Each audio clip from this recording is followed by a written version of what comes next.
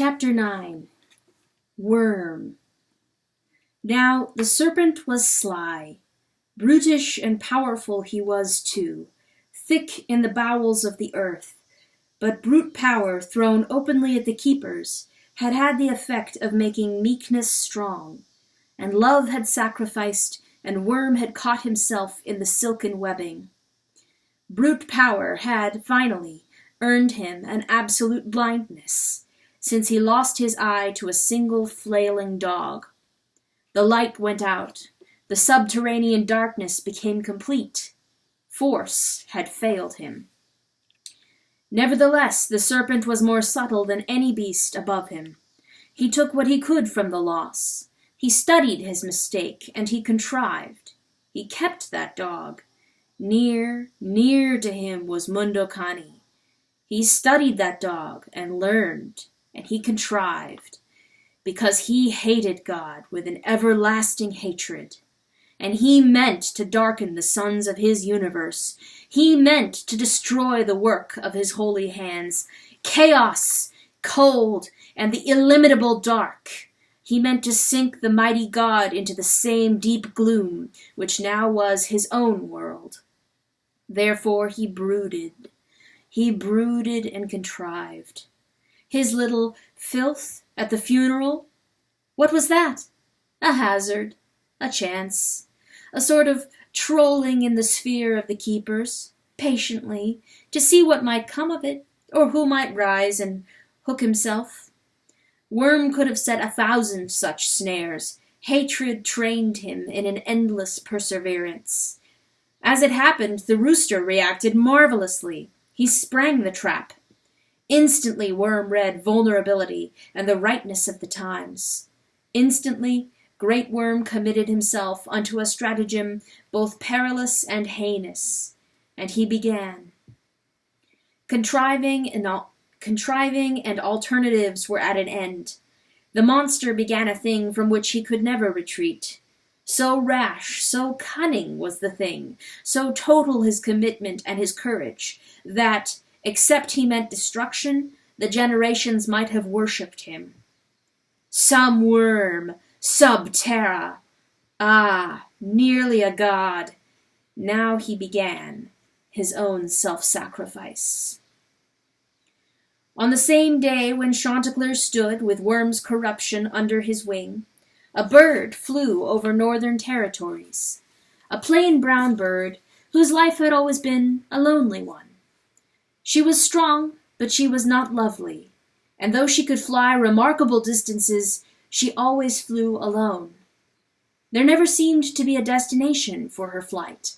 Merely she flew on crepe wings, in solitude, and full of unsatisfied desire. She yearned for longing and to love, but who would notice if she disappeared, since none in the world had loved her? Now and again she tipped her head in flight, glancing below at waters and at shores, at tundra and the great shawl of the earth, which is its forests. She had a bill of unusual length, well rooted in her skull, and sharp as any needle at the end of it. It looked like a deformity. When she glanced down with one eye and then the other, this bill would switch the air like a rapier. It happened, as she flew, that she heard a music rising from the ground. This was curious. No sounds should reach her at this height, nothing but the soughing of the wind. And the Northland was forbidding, and the autumn of the solemn season. But this sound had the distinct melody of a song, great and sweet and modulated, patient and wise. She lowered her left shoulder and circled wide to listen. One who sang such a song as this must surely be more ample than the whale, and ancient, but there were no seas below her. There was the land only, and no creatures visible. But there was the song. She descended on wandering circles while her flesh tightened and her eyes stung to hear the melody. It moved her, and it grew not louder but sweeter. It was a love song.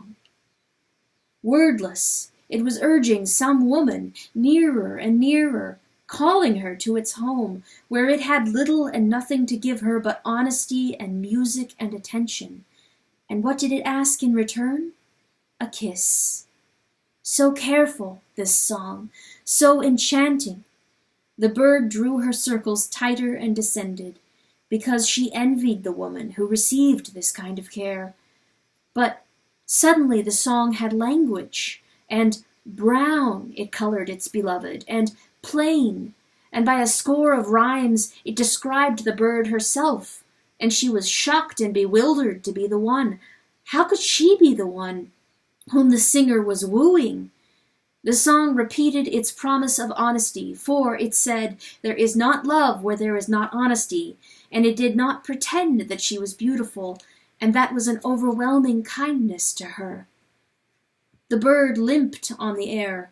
It was too difficult to fly any more, and rhythm left her. Toward the melody, toward a narrow valley and a cavern at the bottom of it, a hole she had not seen before, she fluttered, and she landed there, in the valley, and she bowed her head, embarrassed, but she bowed her head like a communicant, and she listened. "Please," sang the beautiful song, still no louder than when she was 3,000 feet up, but piercing her. She twisted with its pain. "Please come in. I will not lie to you. I am too old, but I will love the thing I see." "This is a mistake," whispered the bird, and she meant 1,000 things by that. She trembled. "I am too old for mistakes," sang the song, startling her. Her private words were heard. "No, I will go away," said the bird. "Where?" sang the song, and the melody showed her a wasteland, and that was her life. "Where?" The bird raised her head and pleaded, "But who am I?" "Someone who can kiss me," sang the song, "once, just once, but no one else could kiss me as you can. Please come in, my bird of plain intelligence." My bird. Ah, what a confusion. My bird? Then did she belong to someone? She panted. She gazed into the cavern, but the darkness did not trouble her, for darkness could enclose her, embrace her as softly as thought. This is what the song said. The song said, "My bird." Spinster bird, brown and plain, poor spinster bird, she laid aside discretion. She took hold of her heart, and she entered the cave.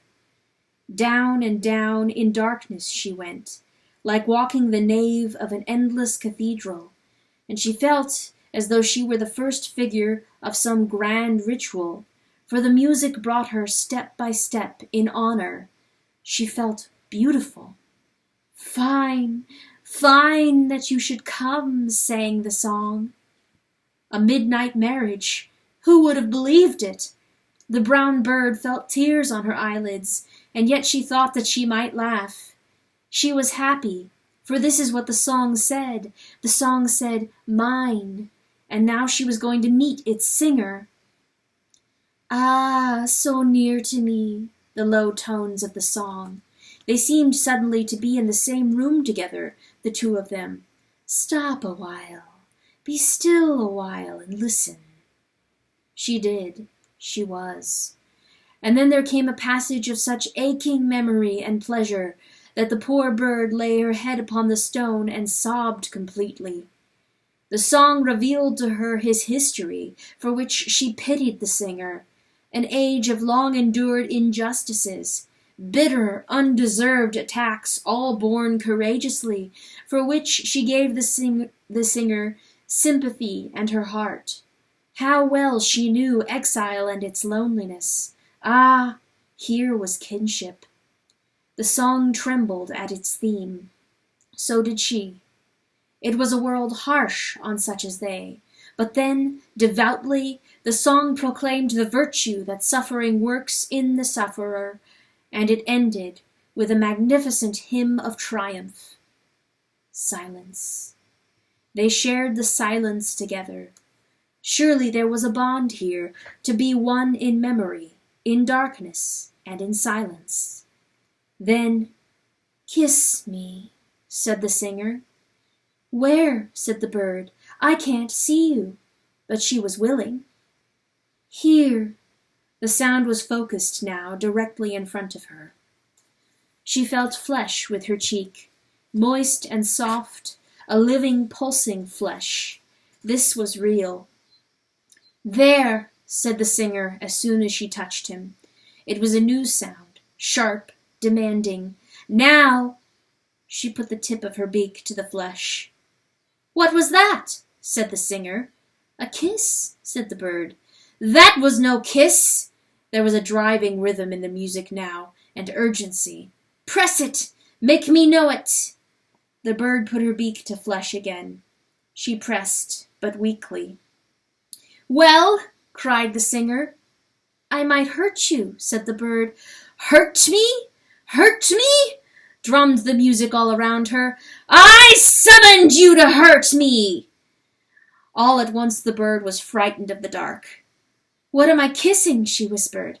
"Me!" blared the music. "Me!" it declared. "The center of my brain! Drive it home, woman!" The bird shriveled. This was more than she could understand. The sound beat faster than she could follow, yet for the third time her long beak touched flesh, because a pressure gathered at the back of her skull, and directed her, and then pushed. Her beak plunged into that organ, deep, deep, until her whole face was buried in pulp. Blood flooded her mouth.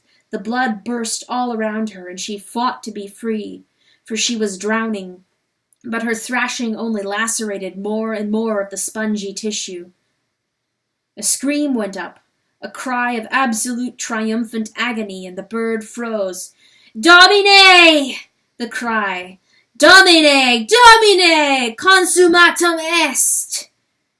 The bird was stunned by the hugeness of the sound, by the passion utterly unlimited. She fell.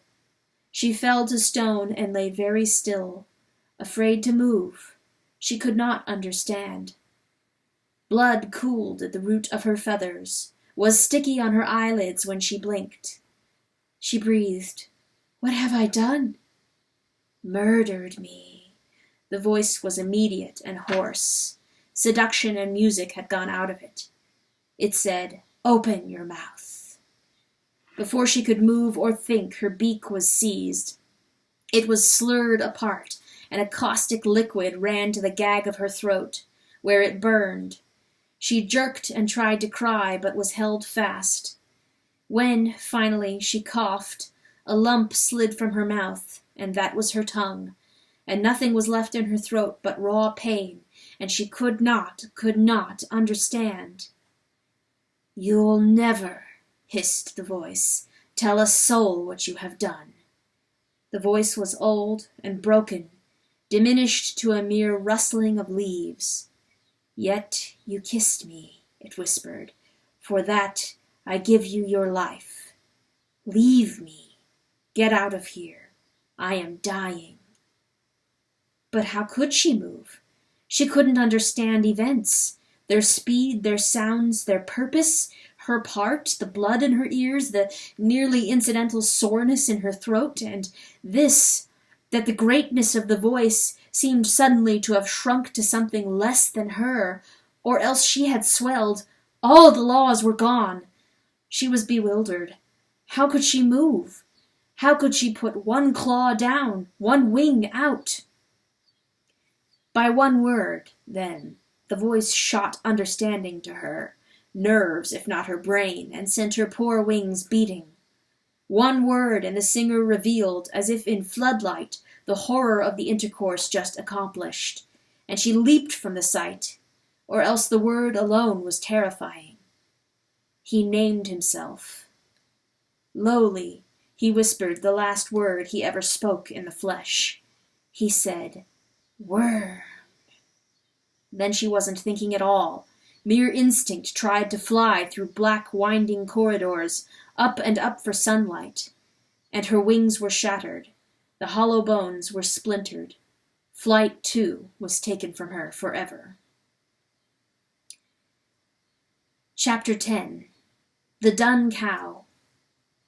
When Lord Chanticleer descended from Russell's grave, his iron eye flashing, his manner sharp and martial, there was really only one thought in his mind, one mild intention, so childlike that it belied this fierce exterior, and it was to wash. He wanted to be clean. So he wasn't punishing the animals by denying them compline, nor was he avoiding Pertolote. He didn't even think of these, nor of Russell, if the truth be told, nor of the time of day, which had gone to sullen evening before he left the battle plains. He marched through the wood with an intensity that looked like threat, and with a strength to back the threat. But he was not aware of this, nor even of himself. Merely, fiercely, he wanted to wash himself. This was a problem not insoluble, so his stride angled toward the Liverbrook. The night arrived ahead of him. He found the stream by listening, hearing the constant rush of water in the distance, baffled by the trees. He felt trembling in the ground, and wondered that he'd never noticed that before, the stream and the ground affecting one another. He came to a stony narrows in the stream, below which were falls. Before him the water was thrown into a white boil, and these together made the roaring. Upstream there spread a flat land and dark water in the moonlight, dark because it was still. Chanticleer paced upstream, watching the bank on his right. He looked angry, belligerent, but inside of him was such a wordless, painful vulnerability that he had to frown or cry. And that was his feeling. For conscious thought, there was only this: to wash.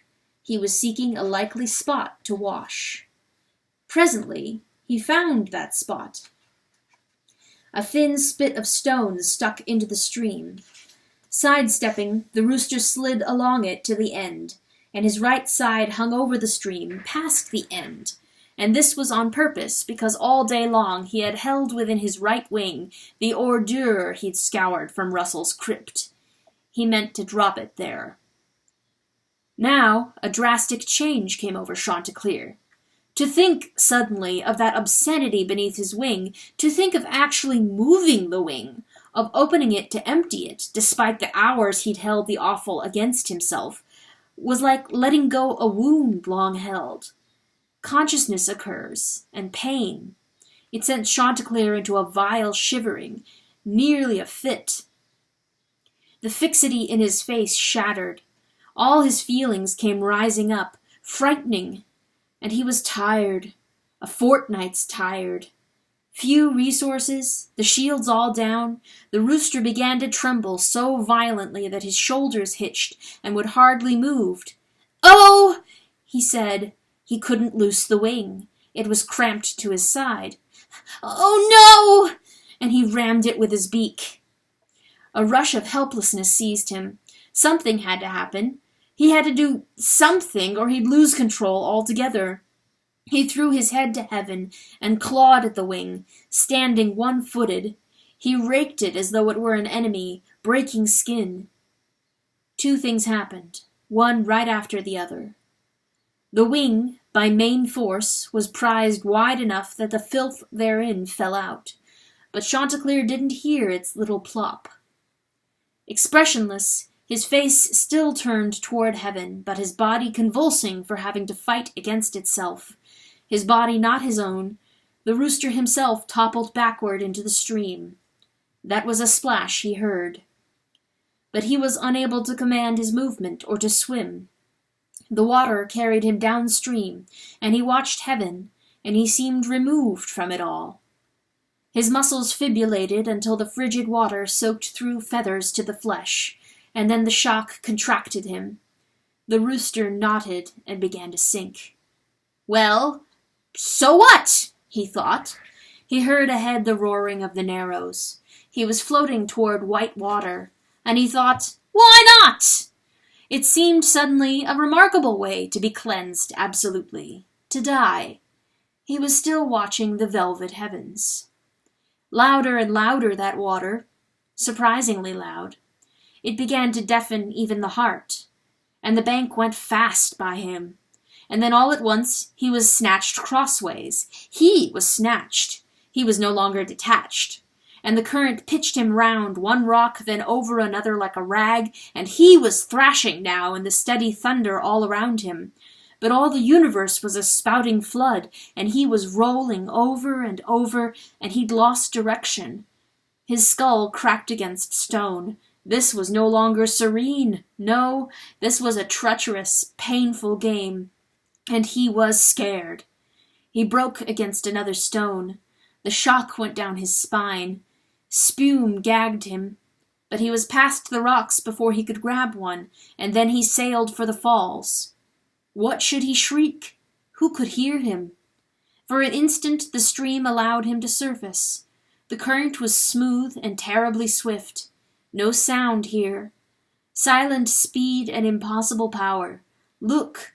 There was one more dark obstruction before the water curved into the falls, and Chanticleer was borne straight for it. One black shadow and a final collision. Ah! He moaned before he struck it. Pure fear and screaming. Ah! But the bump was a soft one. Flesh. And then he did not hold to it, but it took hold of him. A slender rod slipped under him, sought to balance him, lifted him bodily from the stream, swung him, laid him gently on the shore, and the roaring was suddenly far away, for the falls had nothing to do with him any more. Earth did. His face was buried in the earth. He breathed. Chanticleer panted in that doubled position for a while, catching his breath and allowing his mind to catch up. The wounds pulsed on his skull, and he thought, I am so tired. And he thought, I don't care. I just don't care. For a flash he thought, I should have drowned. And then, incredibly late, he realized that he hadn't the choice of drowning. He hadn't crawled out of the stream on his own, but someone had saved him. Who? Ah, but he knew who. Chanticleer the rooster, his face pressed in the soil, held perfectly still to feel the night around him.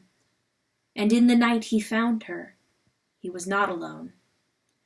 Smell her smell, the clean, sweet straw and cud. Hear her breathing, soft and nearly soundless, yet gently blocking the roar of the falls. She was there. Feel her warmth. She was very near. Chanticleer felt a radiation against one side, while the other side was chilled in the wind. And her eyes, he knew. It was the dun cow that had saved him, her single horn that had found his balance and placed him on the ground again. He did not move. He knew. He knew. He remembered the great melting sympathy of her eyes, in which he had sunk when he was grieving the death of his sons. Sunk and rested. He knew that even now, not a foot away, she was gazing at him, allowing her heart to be the closure totally of his torment. Another self to suffer with him, comfort in the company. She was giving herself. Listen! He needn't be alone. He would look and see the welling of tears in those brown eyes, steady, laving tears, God's angel weeping for God's beloved. He could look and lose himself in consolation, and heal the death of Russell, heal the whole scurvy war, and heal the dogs. He didn't look. His mind shut. Oh, God, this was cruel. In that moment, by a pounding falls, Chanticleer discovered that he could not raise his face to look at the dun cow. Not in the eye, not in her eyes. He wanted to die. No, he wanted with all his heart to be held, to be held and loved by this dear creature of God. He wanted to be a child in her bosom and to have all things right again, but he didn't deserve it. Foul cock! Foul Chanticleer! He felt her move. The quality of the sound around him changed, and he knew that she'd shifted weight. There was a moment of panic when he feared his silence had sent her away, but that wasn't it. She'd brought her great face close to his. Through her nostrils now, she breathed warm breath on Chanticleer. It scorched him. He cried out, "Why did you save me?" It was an accusation.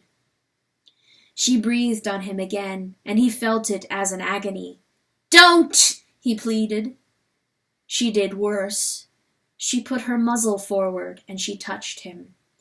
He shrank from the touch, too real, her nose too warm, too loving. He literally shuddered and whined, "Why didn't you let me die?" Oh God, this was wicked. This was cruel. It wasn't the cow he felt in her breath. It was himself, his own shape, truly. It wasn't the love of the cow he felt in the nuzzling. It was his own wretchedness, so long suppressed. What a terrible thing loving is. Chanticleer kept seeing himself, vividly by contrast. And the greater the dun cow's love, the more hideous he. He simply did not deserve it. There's the pain. No, no, oh Lord God, the pain was worse than that, and how much can a rooster take in a single night? "What are you doing to me?" The pain was the less he deserved her love, the more he desired it. Who can understand these things? The nearer she came to him, the lonelier he felt. She was too holy. He curled himself into a hard, defensive ball and whimpered, "Don't you think I know that I failed the fox? Does anyone have to tell me?" The dun cow lowed. In a voice of impossible grandeur, the dun cow lowed into Chanticleer's ear, and he heard her, and his feathers went on end because he understood her.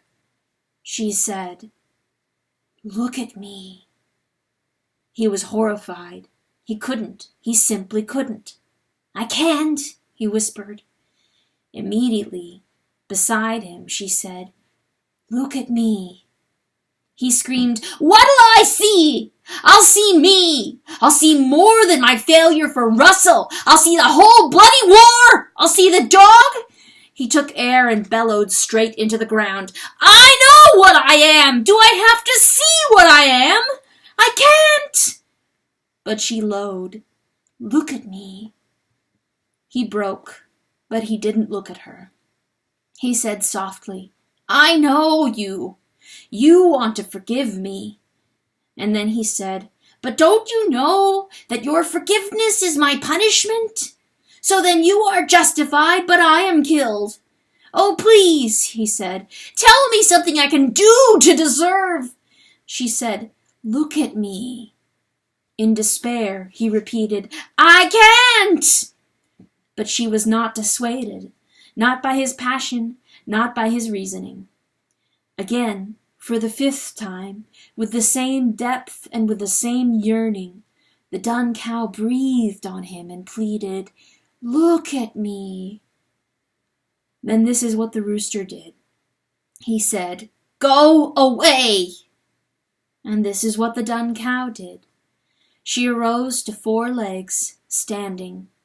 She burned him one final time with her gazing, and she obeyed. She left. So then the waterfall was like a silence, a roaring, reviling silence. And Chanticleer, still without shifting his position, burst into tears. They were childish tears, great, racking sobs, and a total abandon to his sorrow. The dirt smeared on his beak and face. Oh, this was an intolerable loneliness. Why had she come at all? Hadn't she known her holiness would torment him? Was it to scourge him with his own character, and then to leave him exposed to his ugliness, choking on sin? But, lo, he was crying because she had left him, and he was so lonely. Yet he had told her to go because he deserved the loneliness. Who can understand these contradictions? Guilt is a knot, all the cords tangled and yanked together. And then it is a knot, a thick lump in the gut and a twisting pain. That's what the rooster received in this unhappy meeting with the dun cow, the knowledge of his guilt. It is a tumor worse than grief. Chanticleer wept. Soon he stopped thinking, and he cried for the pain alone. He rolled to his side. He held his bald claws up to his abdomen, pressing there, and he cried till his head lay down and his legs relaxed. He cried till the sound of the falls went away. He didn't so much as seek a roost. He tucked his head beneath his wing and cried till he fell asleep, and even then the sobs shuddered in him. In the instant before sleeping, the name came to him, bright and sharp like lightning. Mundocani dog! Him! He jerked once, violently, and then he was dreaming. Pertolote's heart went out to her husband when she found him. His feathers were ratted and sour from old water. His face was grimed, dirt in his mouth, dirt stuck to his tongue, his temple cut and caked with blood. Lord, what had he done? He slept on his side, as she had never seen him to sleep before, a helpless, impotent position for a rooster, and he slept at noonday. He was suffering. He was dreaming, working his claws and his beak, seeming to shout but saying nothing, or trying to shout. Who could tell? He was suffering in the hidden places secretly. What could she do for him? She tried to wake him. She called his name, but he continued fast in his troubled sleep. Well, so she sent the hens down to the bottom of these falls, where there grew a tall hemlock tree. She set them the task of turning that tree into their new dwelling, and why not? For here was Chanticleer, wasn't he? She asked the mice to go with them to dig mouse holes. What she did, she gave the rooster privacy for his perturbation. What she did, the only thing that she could do, was she held him. She wrapped her wings around him. She murmured his name over and over again as though he were a child. She loved him, though something in him was hardening into a mystery, and she could not understand the trouble. Yet she loved him. Therefore, while he struggled, she held him and she hurt. My dear, my dear, my Chanticleer. Here ends the first part of the book called Sorrows.